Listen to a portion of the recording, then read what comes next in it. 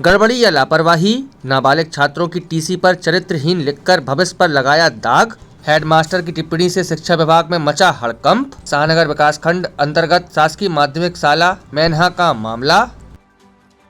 खबरों के प्रायोजक हैं नीलकमल फर्नीचर, जहां शादी व घर की जरूरत का मिलेगा फर्नीचर का समस्त सामान, वो भी 20 से 25% डिस्काउंट व फाइनेंस सुविधा के साथ। नीलकमल फर्नीचर देता है अपने प्रोडक्ट पर क्वालिटी पर विशेष महत्व। पता जैन मंदिर के पास, बड़ा बाजार, रघुवीर टावर, पन्ना।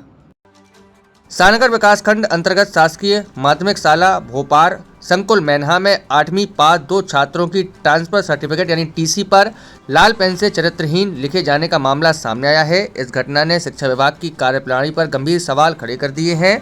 परिजनों का कहना है कि फरवरी में ही कलेक्टर को शिकायत देकर बताया गया था कि प्रभारी श्रीमती सत्या सिंह पटेल छात्रों की टीसी में चरित्रहीन लिखने की धमकी दे रही थी। अब टीसी पर वही टिप्पणी सामने आने के बाद ग्रामीण सवाल उठा रहे हैं कि समय रहते कार्रवाई क्यों नहीं की गई। ट्रांसफर सर्टिफिकेट एक महत्वपूर्ण शासकीय दस्तावेज है जिसके आधार पर छात्र आगे की पढ़ाई में प्रवेश लेते हैं। ऐसे दस्तावेज पर इस तरह की टिप्पणी दर्ज किए जाने पर अभिभावकों और स्थानीय लोगों ने कड़ी आपत्ति जताते हुए जिम्मेदार व्यक्ति के खिलाफ कार्रवाई की मांग की है। मामले में पक्ष जानने के लिए प्रधानाध्यापक श्रीमती सत्या सिंह पटेल से संपर्क करने का प्रयास किया गया, लेकिन उनके दोनों मोबाइल फोन स्विच ऑफ मिले। बीआरसी शाहनगर अमित श्रीवास्तव ने बताया कि मामले की जानकारी मिलने पर संबंधित स्कूल को नोटिस जारी किया गया था। जवाब मिलने के बाद विवादित टीसी निरस्त कर दोनों छात्रों को नई ट्रांसफर सर्टिफिकेट जारी कर दी गई है।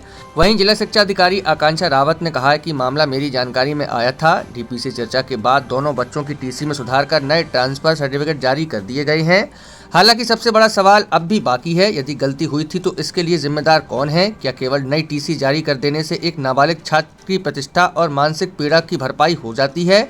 शिक्षा विभाग को यह स्पष्ट करना होगा कि सरकारी दस्तावेज पर ऐसी टिप्पणी दर्ज करने वाले जिम्मेदार व्यक्ति के विरुद्ध क्या कार्रवाई की गई या आगे की जाएगी तथा भविष्य में ऐसी घटनाओं की पुनरावृत्ति रोकने के लिए क्या कोई ठोस कदम उठाए जाएंगे।